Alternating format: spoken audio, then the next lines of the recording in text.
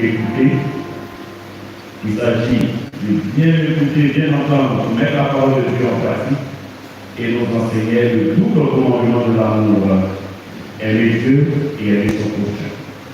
Aujourd'hui, la parole de Dieu met au centre de notre méditation un personnage clé, la veuve.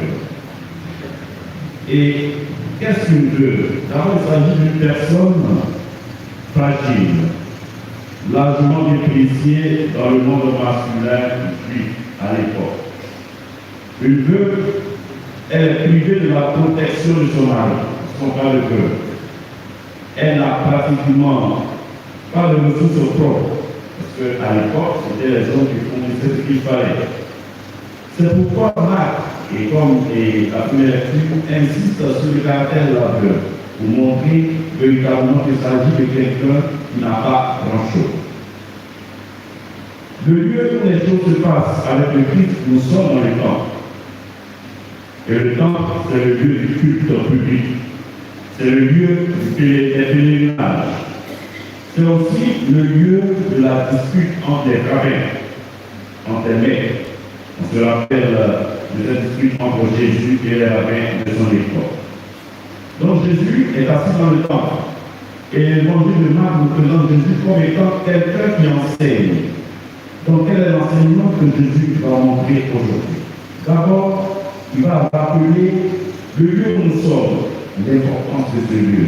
Donc le temple est pour lui la maison de prière. C'est d'abord le lieu de la rencontre entre la divinité et la créature. Donc le lieu de la rencontre entre Dieu et l'homme.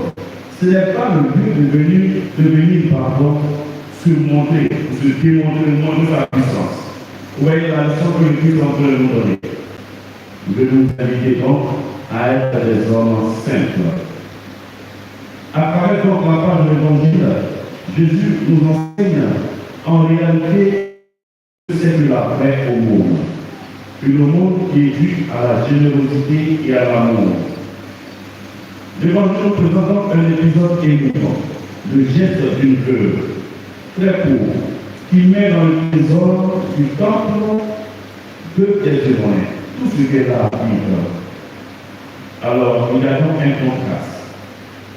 Le regard de Jésus porte sur le fait qui mérite notre attention. Une veuve qui s'avance et qui dépose tout ce qu'elle a pour vivre, pendant que les riches viennent déposer de leur superflu.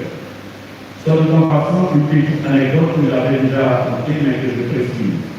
Alors, le président va vous expliquer, c'est juste un exemple. Je vais citer le président. Alors, c'est l'histoire des personnes qui se retrouvent au ciel. Donc, ils font la queue pour avancer, pour entrer au ciel. Un petit enfant de cœur qui se balade là, donc il voit dans le vent, celui qui était un peu vivant, la curiosité, il a une voix derrière. Donc il sort, il regarde, il voit la tante qui fait la quête là. Elle est, bon, elle va dire, mais quand tu vas faire une quête à l'église, pourquoi tu es ici? Elle va dire, donc il était, moi, c'est bon. Le président, il en voit derrière. Donc l'enfant, où il va regarder le président, tout le monde va l'église, c'est le point ici. Le pays veut le pont là. Alors ça vous dit tout simplement que la simplicité, ce n'est pas nos honneurs, nos titres qui vont nous envoyer au ciel. C'est donc laquelle Jésus rappelle cela.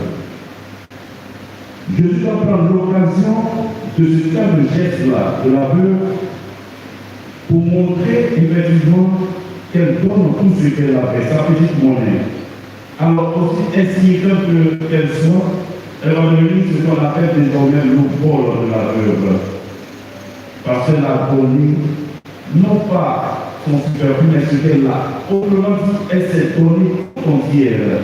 Est-ce qu'il y a un plus bel exemple que ça? Nous cotisons chaque fois pour la cathédrale. C'est l'occasion de penser, je dis, je donne vraiment ce que j'ai. Tout mon être, tout moi-même, pour l'œuvre de Dieu, pour avancer avant qu'on puisse finir. Alors, chers frères et sœurs, nous sommes tous invités à être des témoins de l'Évangile à travers tout simplement le don de soi dans cette pauvre veuve. Il s'agit pour nous de dire des mots de félicitations pour les personnes qui font ces efforts d'être généreux.